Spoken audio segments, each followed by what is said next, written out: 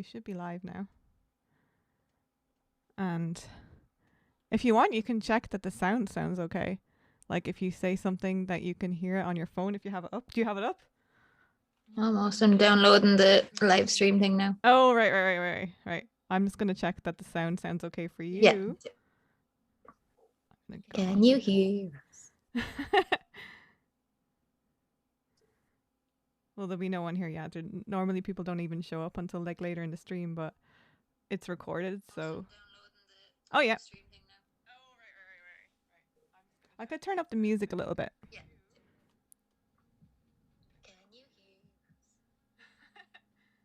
Well, it's actually okay. It doesn't really need to go up. Okay.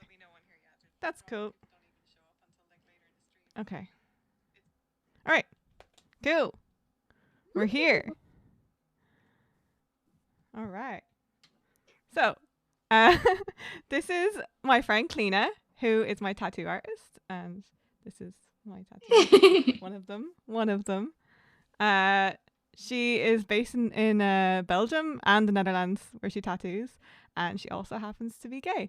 So here today, we're here for International Day Against Homophobia, Transphobia, Biphobia, and Intersex. So yeah, we just thought we'd have a little chat about like LGBTQIA plus rights issues and about Cliona's work as well, because it's awesome. So yeah, welcome to Twitch. Cliona's never been on Twitch before. So yeah, I've never. This is my first time. Yeah. So yeah, I'll start asking you some questions. And by the way, you can ask me questions back as well. Okay. We can make it more interactive, not just like totally formal interview.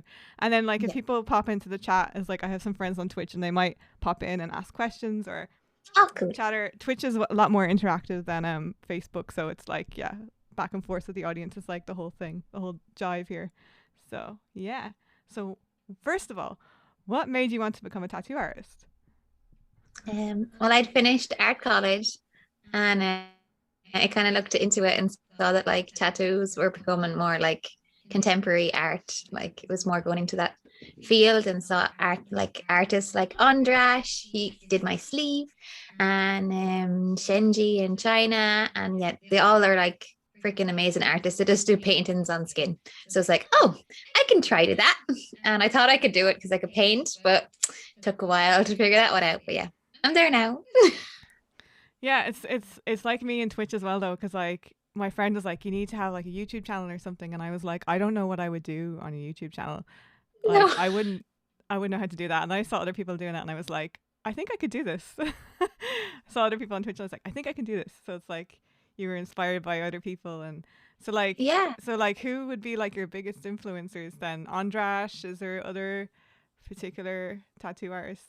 Amanda Watchup was the first one I found. Okay. She does like paintings, tattoo paintings on skin, and hangs them like pieces of art, and she tattoos oranges and also tattoos people, of course, too. But she just like really does like exhibitions and stuff. So yeah, cool, awesome. So do you do exhibitions now as well then with your work, or are you exclusively doing tattoos? I'm just explicitly tattoos. Yeah, but you do commissions though sometimes, right? Yeah. For like actual nothing for myself. I don't make enough time to do that. Yeah, you haven't got art on your own. You have your own art on your own walls. I've seen your own art. Yeah, on my walls. Yeah, but not in an exhibition room. Yeah, not in okay, not yet. No. Right. Cool. Okay. Cool. So, I mean, I think I start off with like questions about you, and then I go on to like LGBTQIA plus questions. So that is the next one. So how when did you know you were gay, and how was it for you coming out? Well, I didn't have a clue that I was gay. I was like, okay, I was raised so Catholic, and I'm so naive. I'm still naive, but I've grown a bit. But I didn't even realize I could be attracted to women. So it wasn't until it was like a thing that happened even. No, I did. So like, no, my brain, I was like, I'm going to get married to a man and I'm going to have kids and that'll be my life. La, la, la, la. Right. Yeah. And then I met my first girlfriend and my whole world turned upside down. And it took me like a month to realize she even liked me. And I think one of my friends had to be like, Cliona, I think she likes you more than just a friend. And I was like, what? No. But And you yeah, were aware of gay people by that point, probably. What age were you then? I was like 16. But you probably knew about gay people at that point. I never met a gay person. Really? I grew up in the countryside. Like, no, never. Because I like I'm bisexual, as you know, but like Yeah. I didn't really figure that out so much until my late teens, early 20s. But I definitely knew about gay people before that because I was born in New York and my parents had gay friends in New York, and they're like, Yeah. yeah, Yeah. he likes men, so I was aware of it for sure. And sure, you remember Fergal? He was in my year. He was like Hmm. obviously gay very early on, so like Yeah. we all knew that. So yeah, but that's mad. Like that's mad. That I mean, that can't be how it is now for a 16-year-old. They have to No, all it be can't aware be. of it No, now. Yeah. definitely not. So they must surely. Do you think nowadays that people who are younger than that figure it out quicker because they're just aware of it? Yeah. And Facebook and Instagram and TikTok, everything. Like, there's just so much information available, so many people in your face. Yeah, Do you think that makes it easier for people, or yeah, definitely. Yeah. Yeah. Yeah. yeah?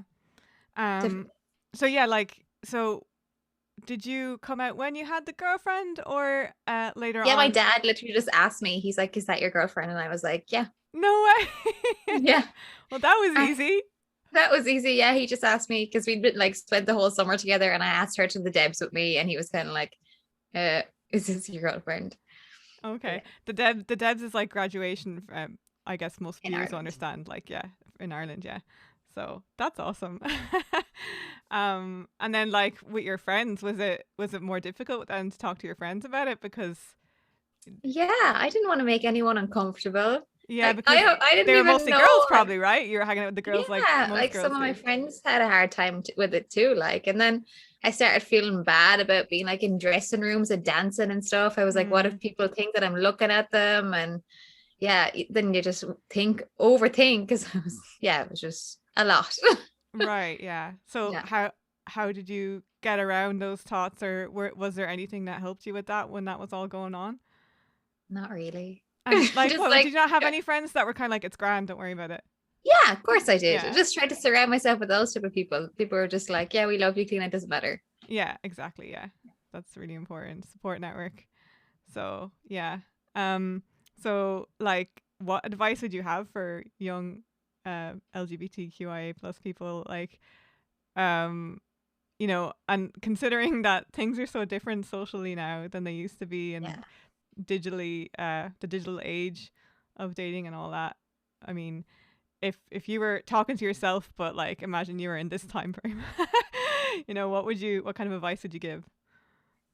Just be like, find your people. And that's really what I did. It doesn't like, they don't need to be gay, it can be straight. Most of my friends are straight. And it's just like, just find people who love you for like all of you, not just pieces of you, just like all of you, and surround yourself with those people and it'll all be fine. Yeah. Yeah. Anything else? That's you very short answers, Cleena. I know, I I only have know. so many questions. Okay, I'll try to go on further. I don't talk very much. You must have so many amazing stories though. Like, um, you know, the next question was like what kind of impact like has homophobia on your life? Like do you have any stories of like facing any time in your life facing persecution or disdain or, the negative side of it?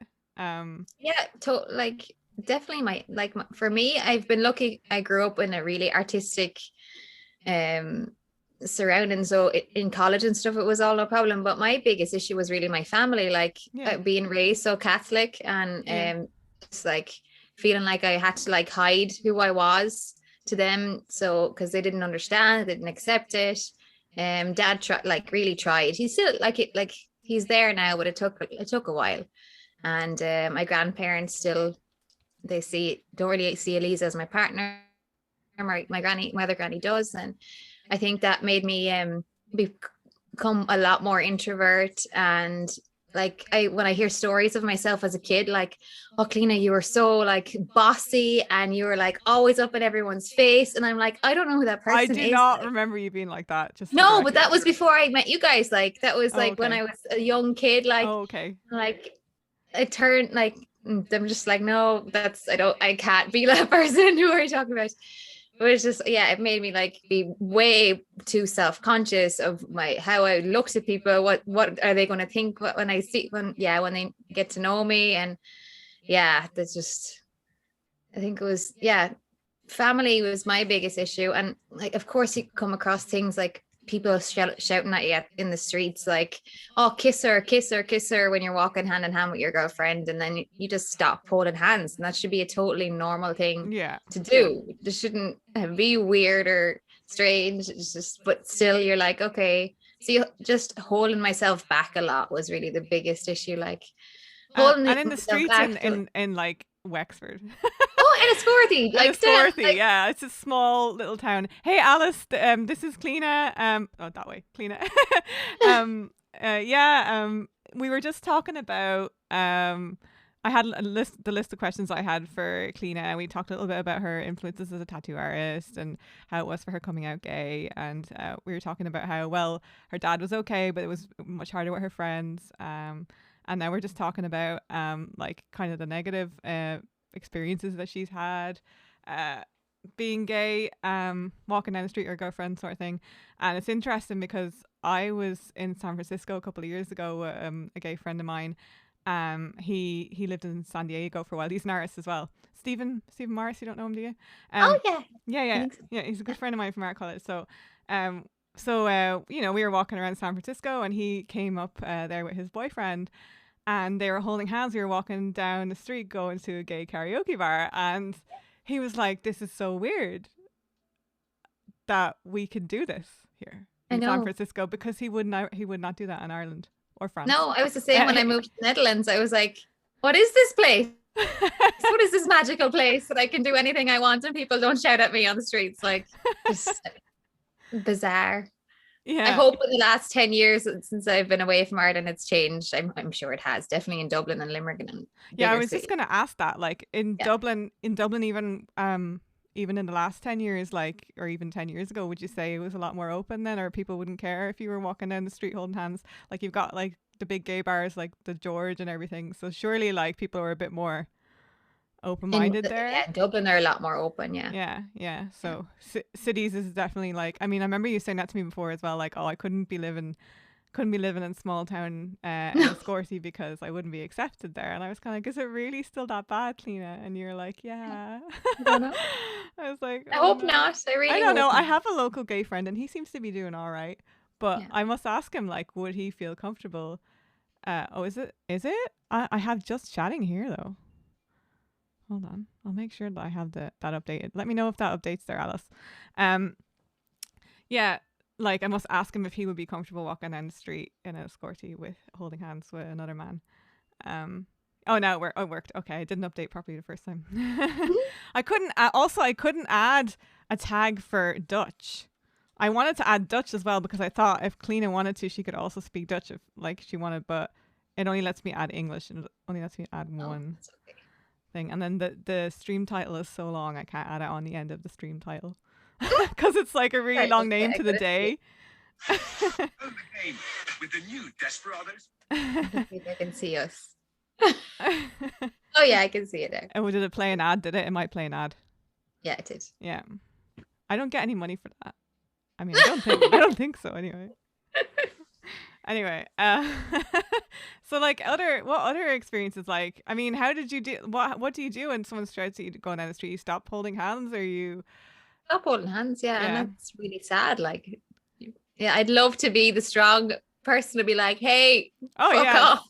Like, this is my life. Get over it." But no, it's not easy. I've been raised differently. More like keep your mouth shut and walk on. Yeah, and would you say that the younger generation of people now are not doing that anymore, that they just don't care and they do it anyway? Yeah, they just don't care. I mean, that generation, like, of what are they called, Gen Z? So Gen Z, like, they really don't care what people think, do they? Just go ahead and do what they want. Really have noticed that about them. Aware of themselves, and yeah, they know that their superiors or their elders are not always right. Yeah, they'll always say you should respect your elders as well, but like sometimes they're not right. And hey, Saf, how's it going?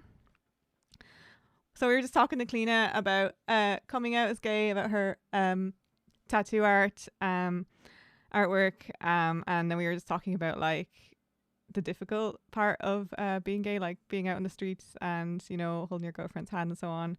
And like, yeah, how she deals with that, which has been to stop holding hands, whereas we were talking about how younger generations don't really do that as such anymore. They don't really care, that they'll go with it. So it's good that it's evolving. But like, when is the last time that something like that happened to you?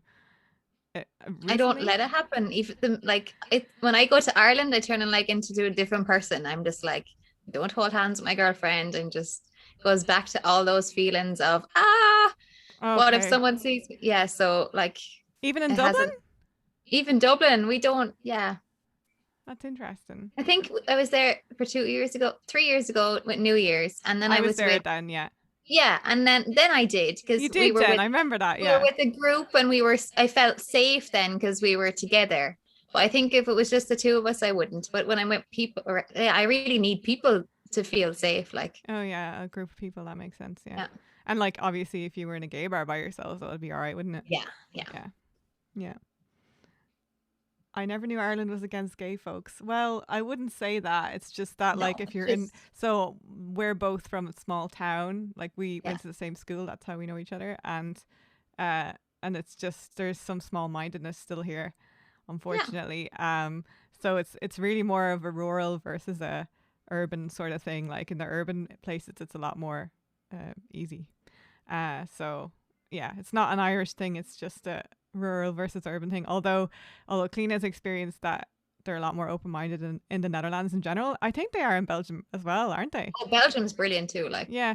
So I was looking yeah, at a graph there today, and it was talking about like the different rights that people have, the LGBTQIA plus people have in all the countries in Europe, and it rated them, and Belgium was second best yeah, for like the laws and everything that they have and all yeah. that kind of stuff. And yeah, I have to say, like, I never noticed a problem, and I don't know if that's also that kind of I don't know. Belgium is like lots of different nationalities in one place, lots of different people in Mhm. one place, and I think it's that kind of diversity and the acceptance of that diversity that comes through there. And like, yeah, they're kind of French as well, so like, oh, just love whoever, you know. Yeah, You know, love is love. polyamorous. Yeah, it's Yeah, like, you know, it's that kind of vibe in Belgium, so maybe that's what it is. But yeah, the Netherlands is like, there's parts of the Netherlands that are quite like parts of Belgium, and they speak Dutch in parts of Belgium as well. And yeah, you go back and forth across the border all the time, and it could be the same country, right? So yeah, exactly. yeah, so like you're in East Belgium, which is like, parts of it are quite a lot like the Netherlands, right? Yeah, they look the exact same. You wouldn't even realize you're crossing the border. Like, Who was first and who was third? I don't know. She was asking what countries were on that chart. Canada is first. Oh, Canada in the world. Yeah, the one I had was. Yeah, Canada's just freaking fantastic. Oh, right. Okay. You know what? I don't know where that graph is. I'm gonna find it though. Give me a sec. Because I was looking at it earlier, and it is actually quite interesting. Dip. Here we go. Malta was first. Malta. I don't know Oh, why. Why is Malta first? I don't know what they. Feel go free to on Google. holidays to Malta. And Luxembourg is number 3, close to Belgium. So maybe it just kind of bleeds over there, you know? Yeah. Then Portugal, then Norway, Finland, Sweden, Spain, Denmark, UK, Montenegro, Netherlands. I was surprised Netherlands was so far down the list, actually. And this is for number rights. 12. Whoa. How do I get into the actual post? This is on someone's story. I was looking at it. It's like, I think it's like the amount of support that they have, or laws or whatever, for LGBTQIA plus people. So yeah, and Ireland is 15, so it's quite far down the list there. And then and then we have Germany, Austria, Greece, Croatia, and then like a lot of the Eastern European, follow that. So yeah, but like Ireland only legalized gay marriage. What year was that? 2010 or something? No, it's later, wasn't it? Was it later than that? Gosh, what year was that? I'm gonna look that up as well. Freaking 4 years ago. It was ridiculous that was crazy. And there was legalized by 52%. The rest of the country said no. Like, come on. Was it really? I thought it was like 60. No, they just about made it. Like, because I know that places like Dublin voted like something like 76% in favor of it. 2015 it was. So I remember that day as well. And I remember I was in Dublin, but I was in a really trendy part of Dublin to go to vote. So I went through the park with my rainbow bag, of course. And I had some people shouting at me in a good way, being like, yeah, go on and vote. And they were teenagers. They were too young to vote. So they were just like, yeah, go vote for the gay marriage thing. I'm like, yeah.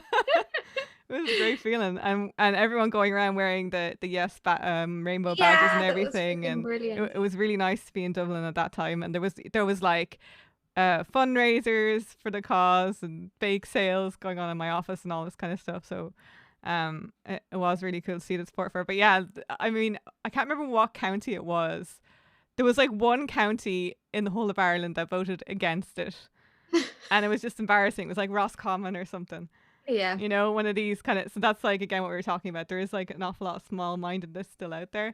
And like a friend of mine said that her parents went to mass one Sunday and they were told by the priest that if they voted for, like, do you know what I mean? This kind of thing, like, it's wrong, you know?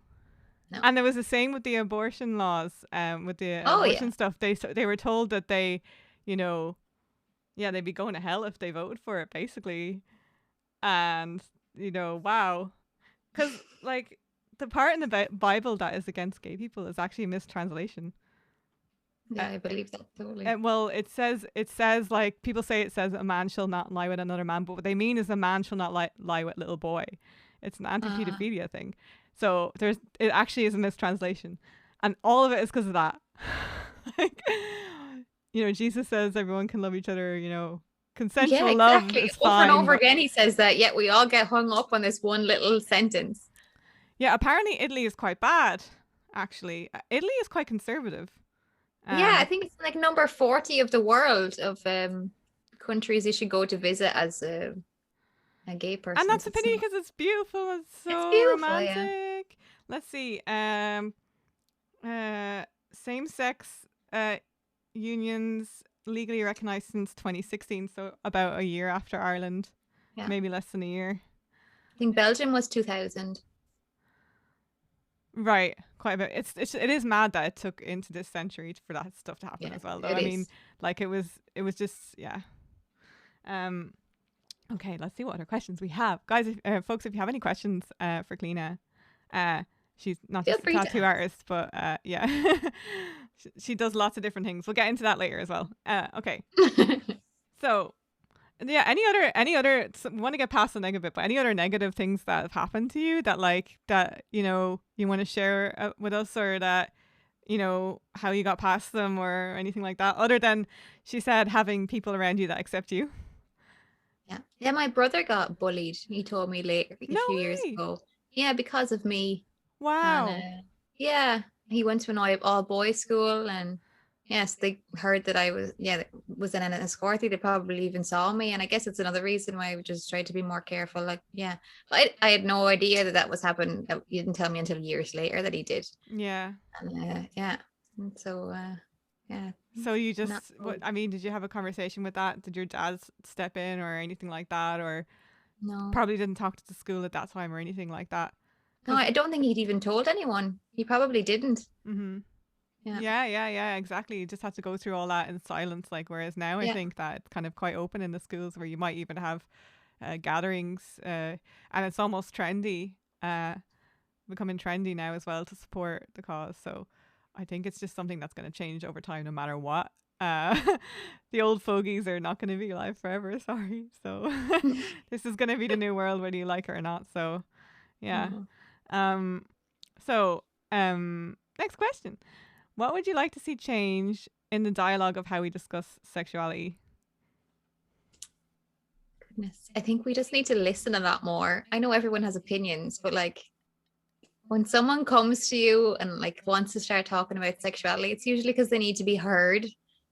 So like, just if just try to be an open ear, and just be there for people who need that, like. Mm-hmm. So like with my own sexuality as well, like, although I knew I was bisexual, I was very uncomfortable with it for, like, honestly, up until kind of recently, in the last couple of years, because I've mostly dated men, I have only dated men really, and like although I've been with a couple of women as in kisses and very Yeah. basic stuff a few times, I've mostly been in a monogamous relationship with a man, and then just hasn't happened in between.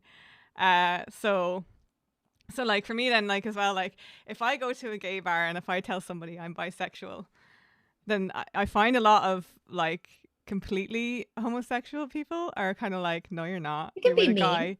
What? Yeah. Yeah, They can be mean too. they can be quite mean about it. Yeah. Yeah. Like, yeah, I mean, I would go to like a gay bar with my significant other and my gay friends or whatever, just whatever. And they'd be kind of like, what are you doing here? You don't belong here, you know? Yeah, but even I get that. They're like, oh, you're too straight. You can't be a lesbian. You look too straight. I'm like, what does look too straight mean? Like, What? I look like a woman. Come on, get over yourself. What did they say to you? Where was this? When? Yeah, in gay bars, like more often, like they just don't believe you. Like that's why, like when dating apps started coming out, they helped me so much to find dates with women because literally women would not believe that I was a lesbian. So yeah, I'm the same as you though. I had such a hard time accepting myself, especially because my family didn't. I was just like, I'm just going to try to be with men. I'm going to try to be straight. It'll make everyone happier, even though I'm miserable. And I tried that for a long time, and I was like, this is not working. Like, it just can't do this. And just got to be who I am. Yeah. So for me, actually, my friend in the chat there, Saf, he told me about the Kinsey scale. So I didn't know about that until like, was it like maybe last year you told me about that? But like I was like, oh, now it all makes sense. I'm definitely bisexual. It's totally okay to be that way because so if you're 0, it's 0 to 6, and if you're 0, then you're completely heterosexual. You will only sleep with people of the opposite sex, and if you're a 6, then you're completely homosexual and you will only sleep with people of the same sex. And you're a 6. Well, I'm a 2.5, which is wild. Okay. Right? I'm like a 2.5. So I will mostly want to date men and have a long-term relationship with a man, but I would have sex with women. But I just probably wouldn't really go into a long-term relationship with them. Yeah. That's like my position. And then if you're a 4.5, you're on the other side. You're more likely to be in a long-term relationship with someone of the opposite, same sex, and only maybe do stuff with the opposite sex now and then. Yeah. So yeah, that was enlightening because I was like, oh, you don't have to be either black, white, or gray. Definitely you can not. be like magenta. Do you know what I mean? I was like, oh, okay. So it really is like a rainbow. It really is like a lot of different people. I was amazed. I'm reading the chat. I was amazed how many guys tried it on with my lesbian friend in gay bars. We had to keep pretending to be together and then left. And they left. Okay. Yeah. Yeah, I used to do that with a gay friend of mine as well, just to get guys to leave me alone. Oh, did you? Yeah. If I was getting annoyed in the bar, that he'd pretend that, oh no, this is my girlfriend, leave her alone. It's very, very comfortable doing that for me. So Alice says, I have personally experienced that some men really find it too interesting if you're only interested in women. Is that a thing? They'll be like, I want to try and turn you. Oh yeah, plenty of times. You just haven't had the right man. Like, oh really? Oh really? Yeah. No, it's like plenty of that. It's like gaslighting. It's like questioning you don't know yourself. Yeah, and they really have a thing. Yeah, they really have a thing for it. Yeah. Mm-hmm. And my other friend says about his friend, I would take her to look after her, and to be honest, we both had a massive culture shock with gay clubs or bars at first. It is mad, isn't it? And it is funny, like how you're like, is this where I will pick up people? Because it's not my kind of music. Remember we went to the gay bar in Amsterdam during Pride, and I was kind of like, I was in between relationships, and I was kind of like, so I could.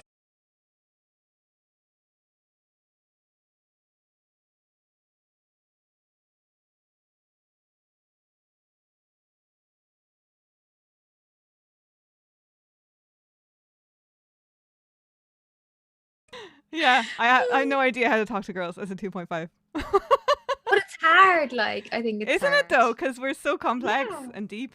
And it's like, often we'll have a wall or be quite skeptical at the beginning. So, yeah, can't imagine how hard it is for a guy. You're not going to send a dick pic anyway. No. Yeah. Um, London. Yeah, I love London. London's great. Have you been to London much? Not really. Oh. I only went to the Harry Potter Studios 2 years ago for a weekend. That's Yeah, really I think the last time I've been you'd to feel London. like at home there as well.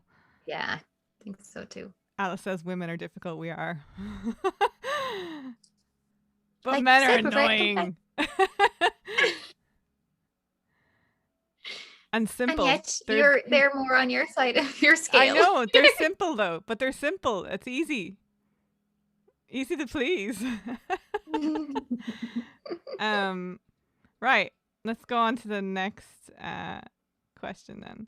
Do you think politicians or the government need to bring in legislation to protect LGBTQIA plus people and couples from the impact of homophobia and transphobia, biphobia, etc.?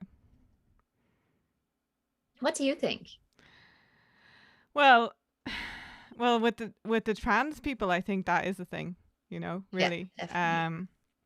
Yeah, I've a couple of friends, and it's been really hard for them, and there's not enough supports. And I mean, it's like they have to be like diagnosed with dysphoria, and I think some countries include that kind of stuff for free, but I don't think Ireland does. So there's definitely some work to be done there, and you have to be very careful about it. Like, you don't want that to really. I mean, I don't really know if I agree with that happening for under 18s. Like, you wouldn't want to be doing surgery or whatever on under 18s or whatever, but you could be diagnosed. Yeah. So yeah, that's one thing that they could do. Obviously, there's a lot of countries who haven't legalized gay marriage, and that should be allowed. Or there's a marry lot of whoever you countries want. we can go to, and there's the death sentence. Yeah, Death sentence, right? What countries still have the death sentence? Nigeria, I think. Gosh. And what would happen then if Saudi you went there, like, and you were kissing your girlfriend or whatever? Would they lock you up immediately, or because you're white, they would be kind of like whatever? I hope they'd be more careful because I'm white. Yeah. But yeah. Because like They might think Elise is Nigerian. Yeah. Yeah. Then she's in trouble. Yeah. Yeah. And have you experienced much Just- racism as well, being a mixed couple then? Is that okay to No. ask? No. Yeah, of course it's okay to ask. No, not at all. Like, no, that's brilliant. but That's really also, good. yeah, it's fantastic. Because that's something that I think like 15 years ago would have happened in Ireland.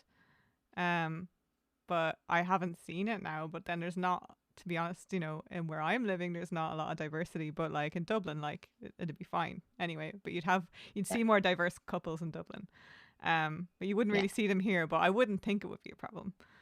So that is something that's good to hear, even though not specifically related to the subject. But yeah. So I don't know what other legislation.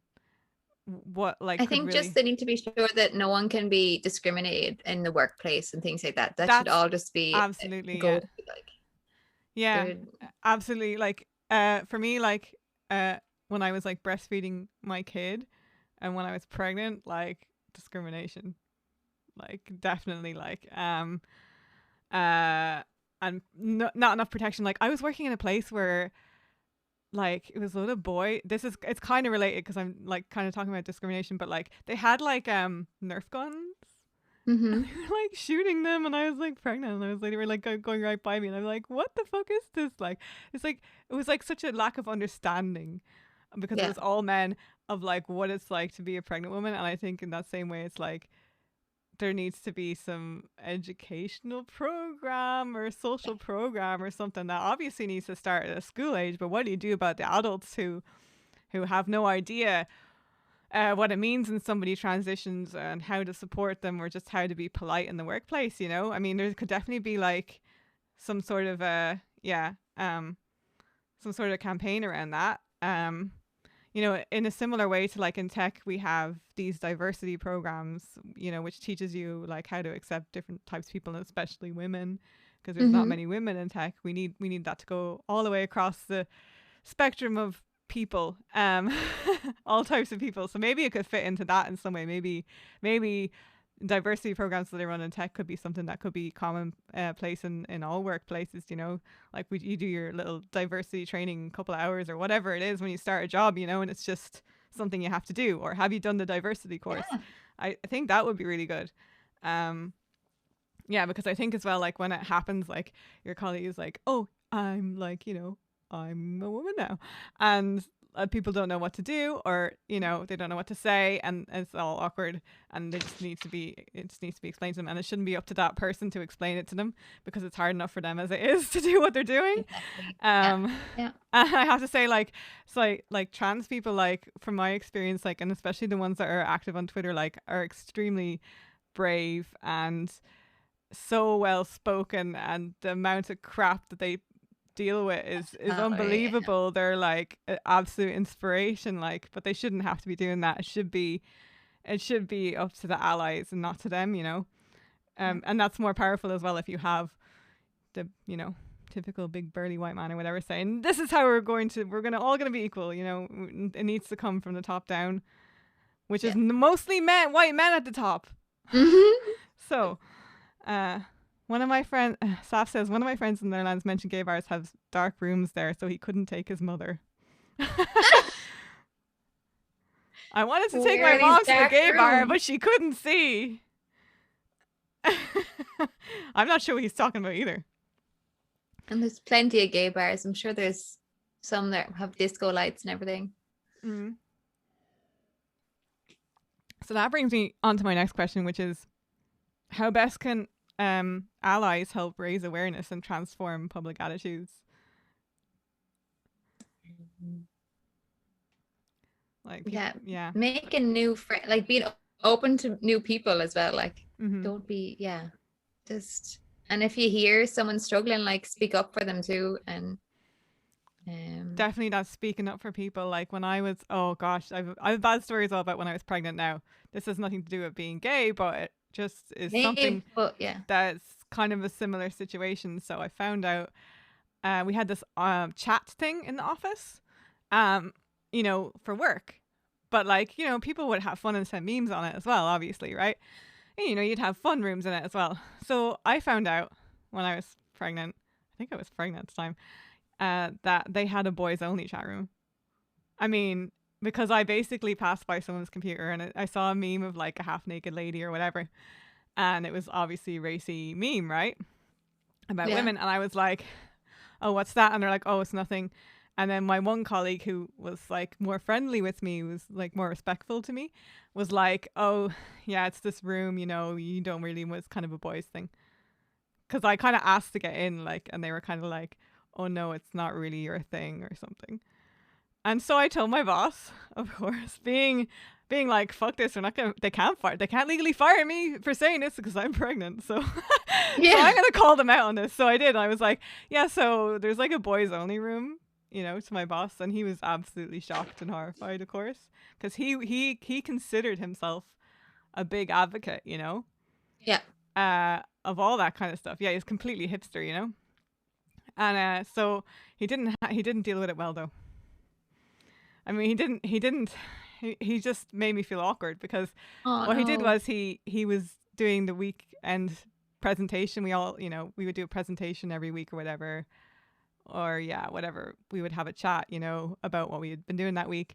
And at the end of the presentation, he goes, just to let you all know, this is not a boys club, and we have other people on the team that are not like the same as us. I'm like, you mean me? Like, I mean, he's trying. I'm the only different person on the team. And you're just going to like put me on the spot and be like, oh, so we've got somebody else on the team that's not like a white male, a white Belgian male. I'm like, are you fucking kidding me? That's not helpful.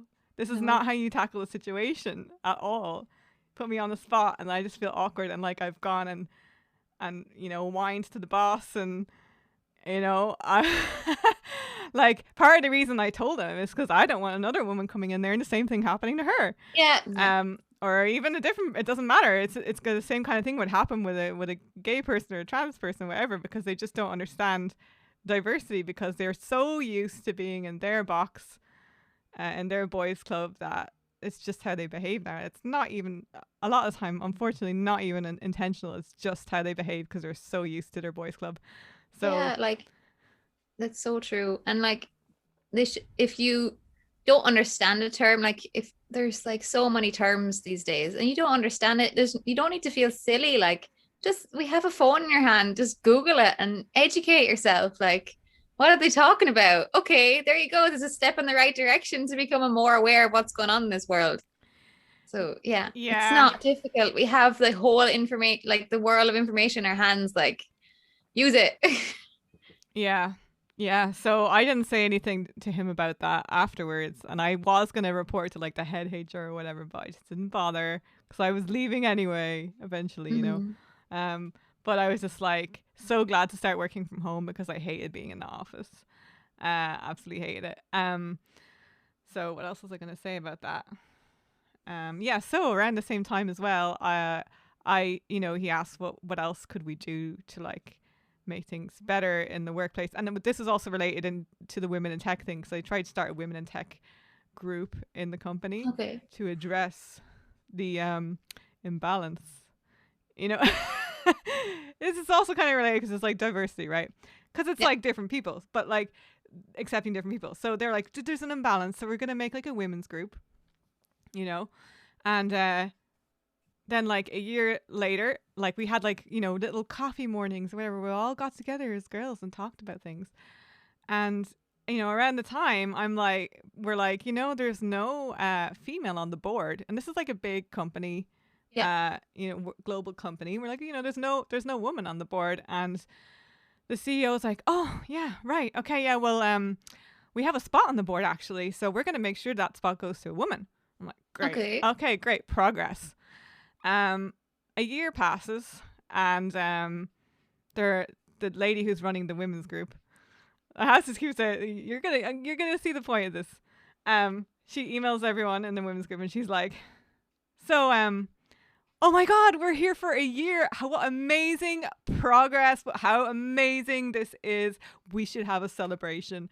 And I'm like, I don't know what there is to celebrate here. The boys have told you to go in a little box in the corner and whine about how horrible it is to be a woman in tech. That's what it sounds like to me. Like, do you know what I mean? Like, I mean, how they're not going to that's learn not progress. anything. There's no allies there. No, there's no allies there. We got the men at the top with their golf gatherings and so on, right? Now they don't need to hear about all the complaining because your guys are just doing it together. Exactly. Yay, this is sorted Put for you them. off over here in the corner to complain about it while we go make the money and get the promotions, right?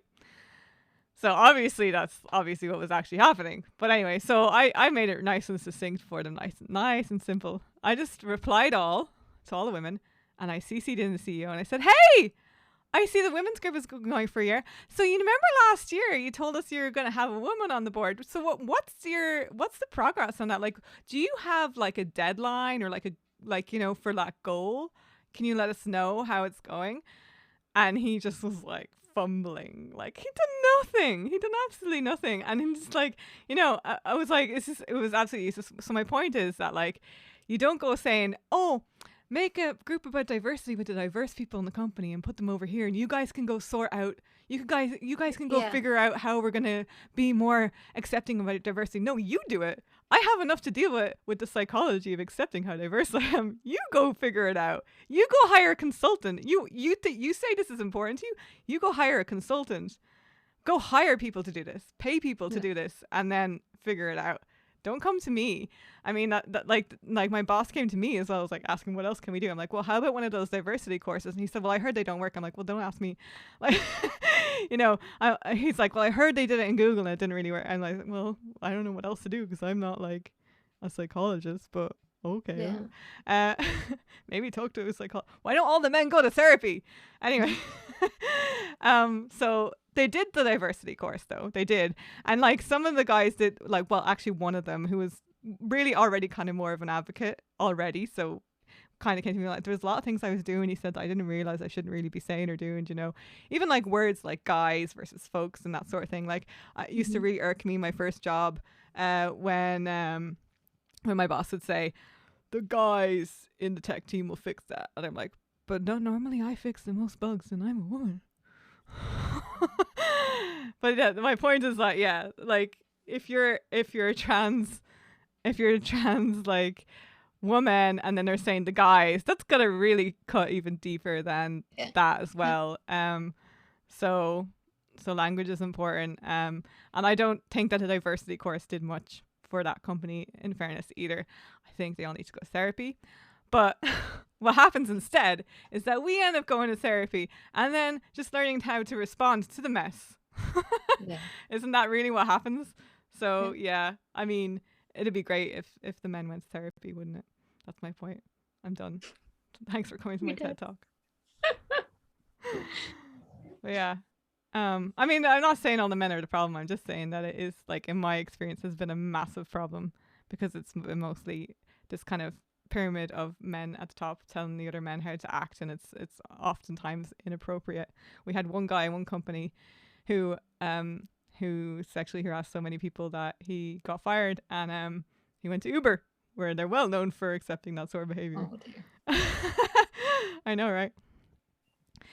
Okay, I'm gonna catch up on the chat here. I read the music wrong and thought it said crowded arts. What music are you talking about? I feel like you're required to know every whoop, I can't read that. Every term as of now, especially when not being hetero, otherwise they look at you disgusted or what? Oh, you mean like, every term for like what intersex is or whatever? You mean that? Like people would be offended if you don't know it. See, I don't know. I have like a trans friend who wouldn't mind if you got it wrong and would just calmly correct you, but they shouldn't really have to do it. No, we don't mind if you get it wrong. I definitely would. Changing and evolving, like it's totally fine. It's true. It is. The language has been updated over the last decade. Yeah. Yeah, it's true. So I mean, I guess it just sucks if that happens.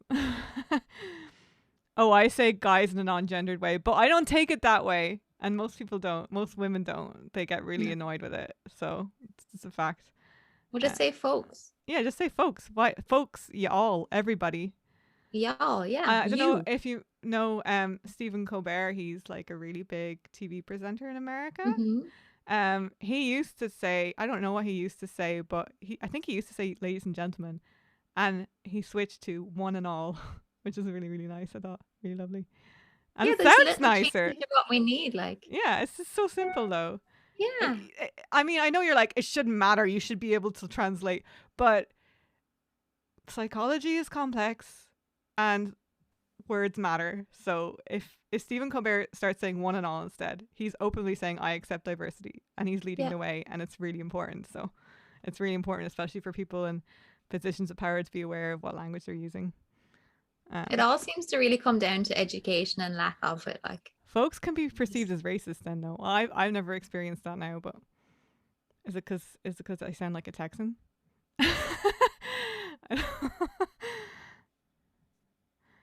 Alice is asking why that is. I don't know why that is. All right. I was gonna go back into your work then as well, but I don't know what else we could discuss around this subject. Any thoughts? Questions for me? Ask me questions. For you. How do you feel now that you know, like, you've accepted that you're bi after all these years? Well, good. I'm also really recently realized that I'm a newish term which is called demisexual. Which means that you need to know somebody well, like emotionally, before you want to have sex with them. Which I'm like, it so much makes sense now. It makes sense why I couldn't just go out to a nightclub and fuck somebody, because I'd be like, there's nothing there. It doesn't matter how good looking they are. It really doesn't matter. Mm-hmm. You can't. It's definitely not about looks. Like, it's this kind of, I'm very pansexual. So I could definitely fancy anybody if I wanted to. But like if the feelings were there, basically, is what I'm saying. And I'm like polyamorous as well. So, there's open for experimentation now. So I'm gonna bend in many different dimensions. We'll see where it takes me. Yeah. Yeah. So in this wonderful Corona time when you're not able to do anything. Soon. So yeah. soon. But like then as well, yeah, polyamorous grand, but like being demisexual and polyamorous is a bit weird because it's like things are going to take time. Yeah, so that's I don't know if I know of anybody in the public who is, you know, all these things. Like maybe St. Vincent. St. Vincent is definitely pansexual anyway, at least. And I would think she might be a demisexual type. She seems very deep and complex. So, yeah. So in America, wait, I'm scrolling up and looking at this. I do not get that. When I found out, okay, Alice about demisexual, I think. When I found out that term, I was so weirded out because I used to have a friend called Demi and we are not friends anymore. Okay. Fair enough. Are you not friends because of the name? So in America, okay, so Saf says, so in America, white people would call black guys boys a lot in a demeaning way. So folks was used in a similar way. I didn't know that. Well, maybe I should start saying, well, I'm going to ask my black friends about it first. And then, and I don't know because the CEO of our company is black and he doesn't mind saying folks. He's from Nigeria, but he's not from America though. So maybe we can ask him about LGBTQI rights in Nigeria. Yeah, he probably would know about that as well. Yeah, he's all for the rights anyway, that's for sure. But he grew up in Ireland, so that is not logically for me at all. Okay. Saf says, Salas, ha. So do you hate Demi more? You know Demi. You know what I mean by that? Yeah. Oh, hey, thanks for the follow. Sorry, my alerts are hidden. I need to move that. One moment. My alerts were hidden underneath Cliona. It's like layers in a Photoshop on the broadcasting software. Hello, strangers. Hi, Cutie plays piano. That's a lovely name. I like piano. Piano! My mom was the piano teacher. There is only one person I truly hate in this world, not her. Alice says, well, you're going to have to tell me about that later, because that's interesting. I don't really hate anybody. It is a keyboard, it's not a piano. Yeah, it's true. Yeah, I was supposed to inherit a piano, but I couldn't fit it into my house. Anyway. Any other questions, or can you play a little bit? I suck at it. I mostly sing, and I play the flute. And Cliona can also play the flute. We were in the orchestra together. We were in the orchestra. Yeah. Oh yeah. Okay, I know who it is, Alice. Yeah. And you know what? I've got something to say about that later. Anyway, yeah. So I was gonna go on to just talk about hobbies, seeing as we have time to talk about that other stuff that we're interested in is rainbow people. But we call you know when you go around a roundabout, yeah, we call, if you're going straight through a roundabout, we all call it a rainbow. So you say you're taking a rainbow at the next roundabout because you have to make that shape. Oh wow, that's so cute. So why do you have a keyboard if you don't know how to play? I do a little bit. I'm not a pro, but my mom gave it to me like a few months ago because she was a piano teacher. She was like, I'm gonna buy you a keyboard. Play things. And I was like, okay, maybe. Again, I learned when I was younger. I had lessons from my granny when I was younger. Play something for me. This isn't a music stream though. This is a just chatting stream. We're talking about we're here for LGBTQIA plus rights. So if you have any questions for Cliona, she's a famous tattoo artist. So also from Ireland but living in Belgium. Anyone else have any questions for us on that subject, or we can always come back to it anyway? But you got to keep. Alice says I got a keyboard as well. Do not really do much with it anymore. Don't got to focus. Yeah, I get it.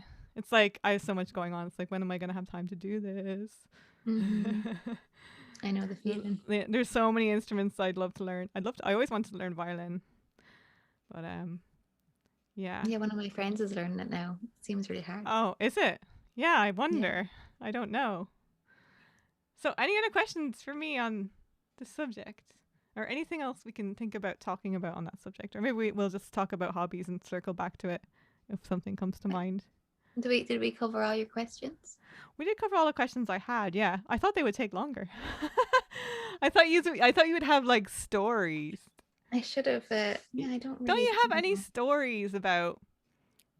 Any nice stories about being gay? Like, what are good like stories of allies or support that you have? Well, I got to be um the president of the LGBTQ society in college for a year because they Okay. didn't have anyone else. And what But did you do? we didn't really we watched like we had like movie nights. We watched like gay and lesbian artsy films and did like fundraisers and stuff. But like it in an art college, it was pretty hard because everyone is just so open and themselves anyway. They're kind of like, we don't need a supportive space. But at that stage, I kind of needed that supportive space. But I had wonderful friends, and they all came and were in the club all the time.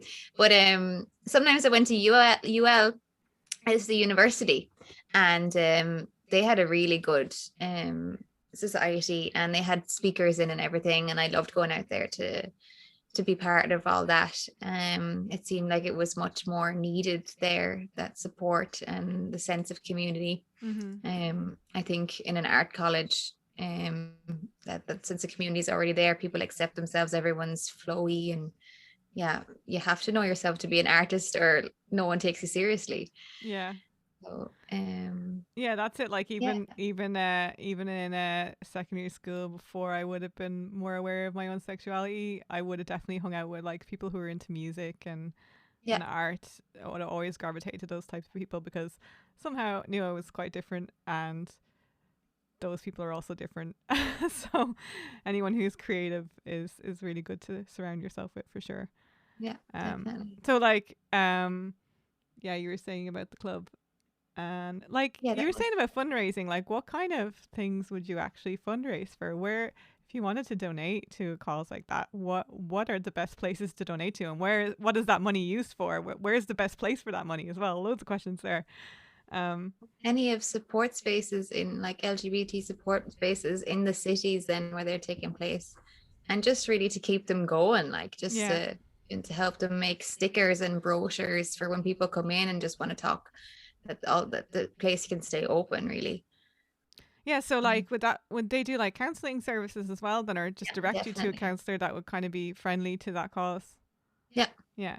And then probably like a meeting space with regular meetings sort of thing. Yeah, we had like regular meetings then in college, and but no one really came to them. But like yeah, it was nice to know that it was there. Like we were there. If anyone needed us, it was there. Yeah, And yeah. yeah, we That's did a drag show. That was my first experience really with something like that. And we had like a trash drag show. It was absolutely brilliant. And but I remember trying to show my family the photos, and they were like, "No, no, no, we did not want to see you dressed up as a man." I Like, no, personally I love drag queens. I just think they're so it was fabulous. confident, and they just Yeah. really don't give a shit. They're like completely who they are. They're like complete inspiration. There's a really famous drag queen who like wrote a book or something, and they read it to kids just to let them, like, so they won't be afraid of the drag queen. I know you, yeah, Safiris finds them terrifying, but that doesn't mean he doesn't accept them, and he just finds them terrifying. You hate them as well. I think they're great. I really do. Um, the most I've obviously seen them in the States, a lot more than over here. But I've seen them at burlesque shows in Belgium, and that's amazing. Like, Yeah. I find. And gay pride is See, just I fantastic. think they can be sexy. Yeah, I'm for sorry, sure. but I actually think they can. I And would their be makeup attracted is to a really beautiful, good and their boobs drag are queen. perfect. Yeah, their moves are flawless. Like, they can Yeah. be better than that. And maybe it's the body structure as well. Sometimes I don't know. Like, maybe if But I had heavy anyone who boobs. says they don't like drags needs to go watch Pose. Like, go watch that series. You will take back Pose. everything you just said. Yeah, Pose. It's beautiful. Is that on Netflix? Yeah, it's on Netflix. Okay. And then what is it about? It's just about drag queens in general, or?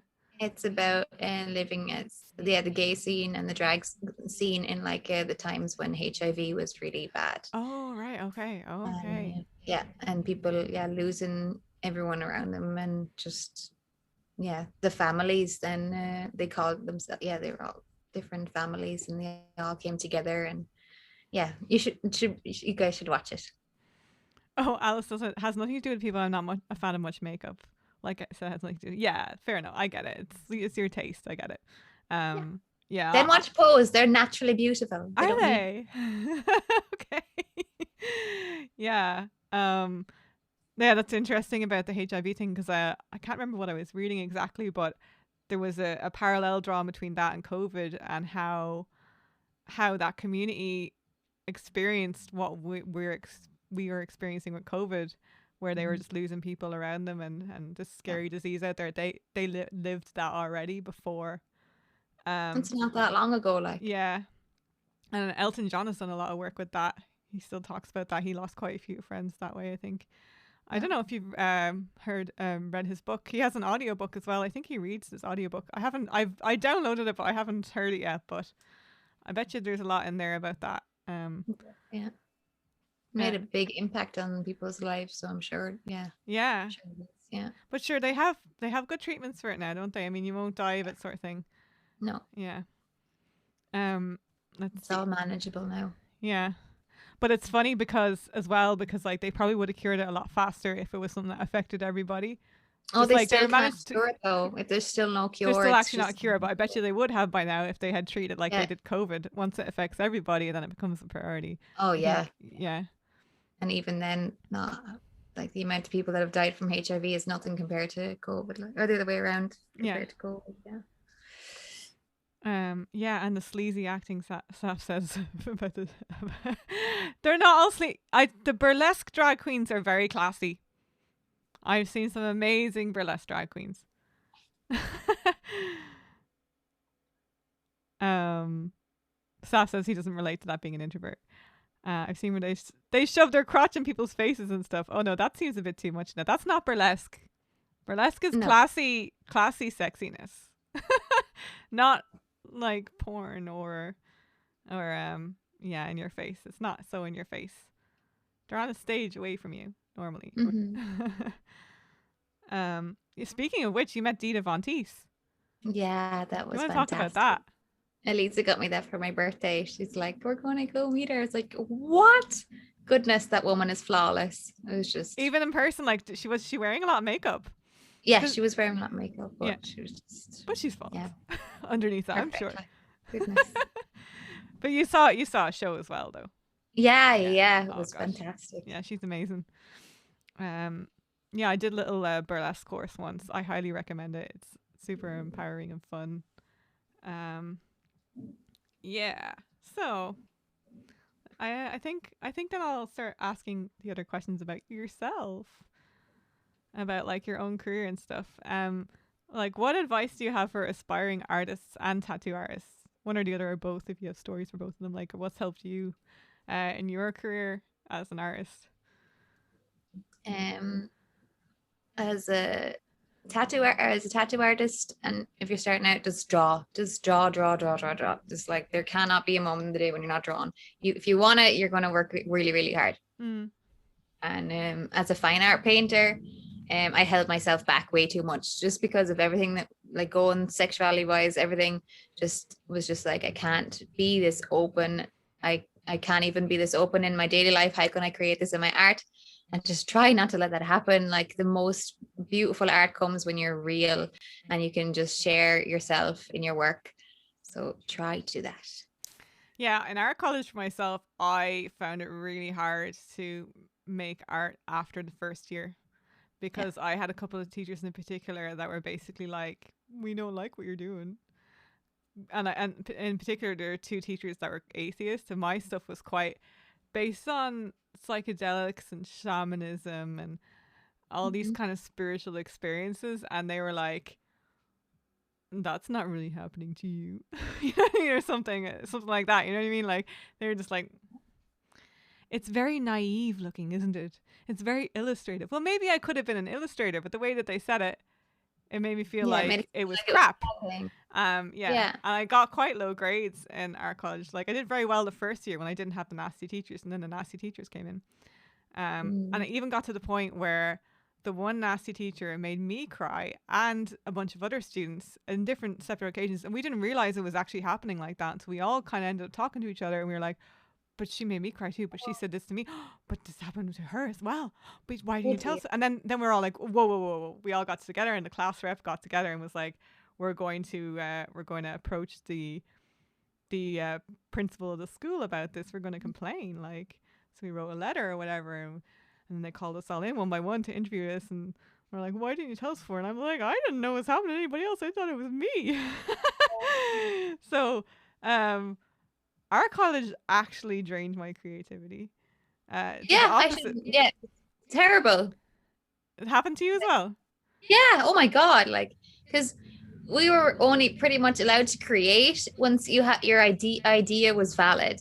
Yeah. So like, yeah, if the what are idea you is gonna acceptable, do? why are you making a piece of art about Why are this? you making it? Like, and you're like, because I want to. That's Because not a good enough reason. Because I think it's cool, because I like it, because I'm feeling the art.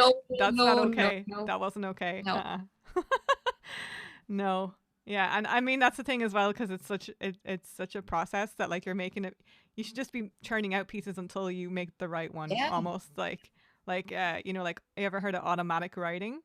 Yeah. Where you just keep writing and it could be gibberish and then it turns into like then something amazing comes out. That's one way of getting it to flow.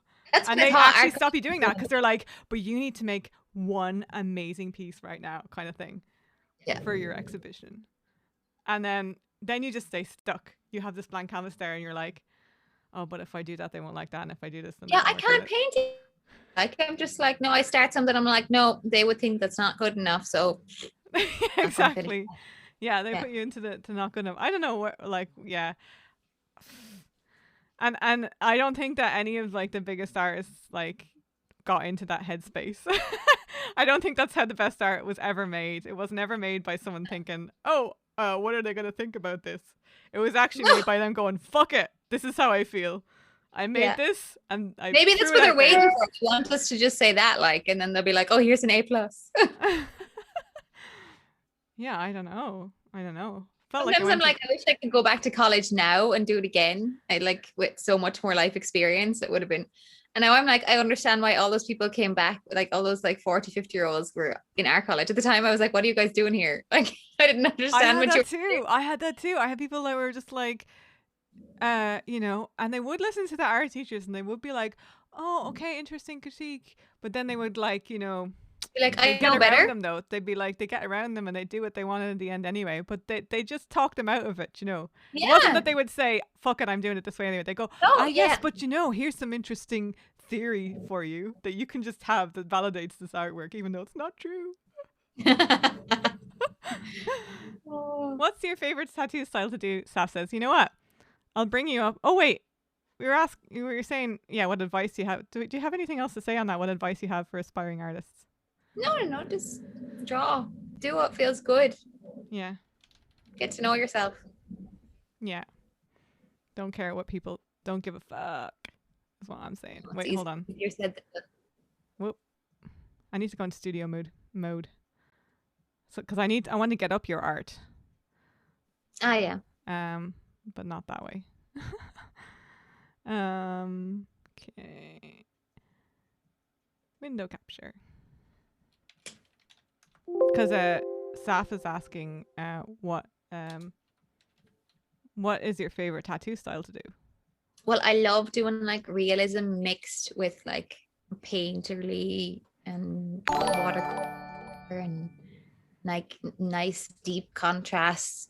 Just making sure you get a tattoo that's going to stay nice for the rest of your life. Yeah. I think one of your friends just came into the chat. Tringy. Do you know someone called Tringy? Probably. Don't know. Okay, I'm just gonna get your art up here in a nice position where people can see it. Okay, in the middle of where we are. It's about to come up on the screen. I'm just right. Okay, so you should be able to see Cliona's stuff now.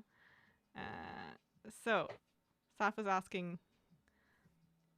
Oh yeah, she was on the Henry. He said it's Henry. Someone. Hi, Henry. Henry. Yeah, Henry's good. Henry's good. Yeah. Hi. Welcome to Twitch.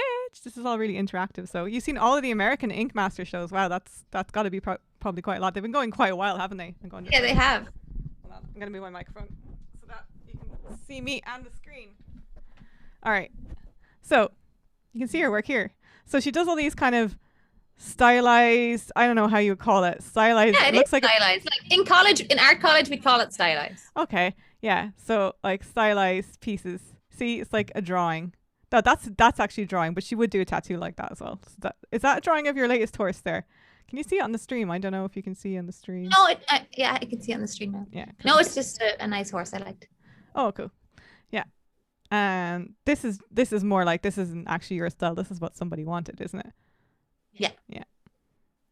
And that's more like her style kind of thing.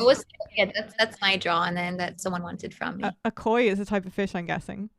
Yeah. I didn't know that. Today I learned. And this is one of your kind of drawings. Mm-hmm. Pretty. Very Japanese looking. And that's very typical Cliona horse tattoo.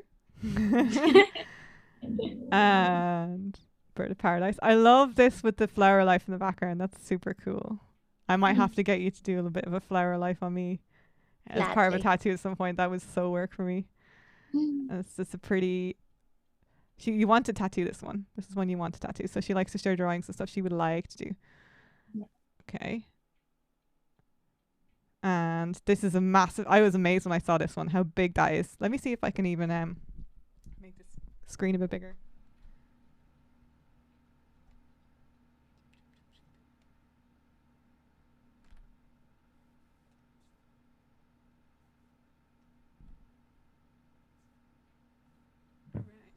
Okay, that's a bit better. So yeah, Sas says he loves the Japanese art style, and he was thinking about getting a Japanese storm on your arm. Remind me what your tattoo is of again, Saf? I can't remember what it is that you have, but I do remember it being kind of almost a Japanese vibe. Yeah, this is a massive tattoo. How long did this take? I think it took us about 20 hours. 20 hours? Yeah. Was that in 2 sittings? No, goodness. I think it was in like 4 or 5 sittings. Oh, okay. What's the longest amount of time that you've tattooed somebody for? In one session, I think like 7 hours. Yeah, they were dead. We were both dead afterwards. Did you have a break? He ate in between. He ate in the middle. Yeah. Do you remember when I went to you for my second tattoo and I hadn't eaten much? It's like since then I'm like, when people come in, have you eaten? Really? Since me, like, I'm not sick. I made this happen. I went in and I was like, be grand. And I probably had a few pints the night before as well. I did eat something, but it was a very light breakfast. Probably knowing me. And what was it? Was it 3 hours or something? It was only 3 hours. Could have been. But I'm girly, so. So, we were near the end anyway. We were probably maybe half an hour from the end or something, were we? Yeah, but that's always hard. That last half an hour is always killer. Yeah. And then I was like, I'm feeling faint, Cliona. And she was like, oh, you need to take one of these glucose tablets. I'm like, you have these. This is magical. And then, what was it? Maybe 10 minutes later. And I was like, oh, it's happening again. She was like, have another. We'll get it done. Oh, and then towards the very end, she kind of just looks at my face and is like, "Yeah, we're done now. We're gonna be done now." Because I do want a bit more done on the spiral on that tattoo, and we probably would have done a bit more on it, except for I was dead. But like I had scarring as well on that part of my leg, parts of my leg as well, so that was kind of a tough one. Let me see. Alice says, personally, I'm not a fan of people's faces and tats. I'm not really either, unless it's cartoony. I don't know about you, Cliona. Like, like that realism kind of. Yeah, I'm not really a fan of that. I just really appreciate how it's done. I'm like, how did they do that? Yeah, this is pretty. I think this is actually quite pretty because this is more like illustrative. And I like an illustrative face. Sas says it's an anatomical... Oh, I remember that. His tattoo is an anatomical heart with light coming from it and angelic brown, green, and blue rings. They ended up making a more comic style than I wanted, but I was still happy with it. Yeah, no, it is so quite a nice tattoo. Alice says she likes realistic mythology stuff. Oh, sure, you've done stuff like that. Yeah, and that's I want my back piece to be like full of like animals and crystals and nature and yeah. And you have a dream catcher behind your ear as well, don't you? Yeah, but that's like faded, so there's something new is going to come over that. Oh, you're going to put a different tattoo over that? Yeah, because it's like nearly gone. You can barely see it. You definitely won't be able to see it now. Like, no, it's like so light you can barely see it anymore. Oh, okay. I really like that tattoo though. I could get a dream catcher done. This is a really typical Of course Cliona you can. tattoo. And this would be, yeah, you've done a few roses like this, surely. Yeah. Yeah. Kind of paint effect. There is a portrait, but yeah, I'm not a fan of portraits, but like it is what it is, you know? That's what they wanted. Fair enough. Another horsey. No, it's not a horse. Sorry. It's a ox. Would you call that an ox? I can't see where you are now. Oh, I think it was just a bull. Oh, it's a bull. Okay. I don't know if it's the same thing. Because we're like 30 seconds ahead of the video. Oh, yeah, yeah, we are. Yeah, yeah, yeah. Yeah, yeah. And then this is a beautiful painting that she did actually. So this is like what her paintings look like. So that's Danu, the great mother of Ireland. The mother of the fairies, right? Or the queen of the fairies kind of thing, right? Yeah, yeah. Our version of Mother Earth. Yeah. Very pretty. Very Celtic. Freestyle cover up. Yeah, she's done some amazing cover ups. Yeah, I do And a lot. there's a kitty. I have a kitty that Cliona tattooed for me. Sas says massive respect for having the guts to do portraits as a tattoo. I love drawing portraits, but I imagine tattooing them for a client would be terrifying. Is it? Is it? Because like it's so detailed, and like you have to make that person. You have to do that person justice, right? Yeah. Person who normally a person who died or something probably. Yeah. But yeah, it's just like if the person's is coming to me, it's because they trust me. So I just have to keep that in mind. This person wouldn't be in my chair if they didn't trust me that I'm gonna do the best job I can. So What about random people that just come to you though? Do you not have that happen? no, I'm fully booked, so I don't have time for random people. Right. Is it mostly word of mouth your clients then? Yeah. Yeah. That's the best. Yeah. Best And would way. you get a lot of international clients? Not as much anymore. Used to have a lot coming over from Germany because German customers are just amazing. They're just like, we love your style. Do whatever you want now, please.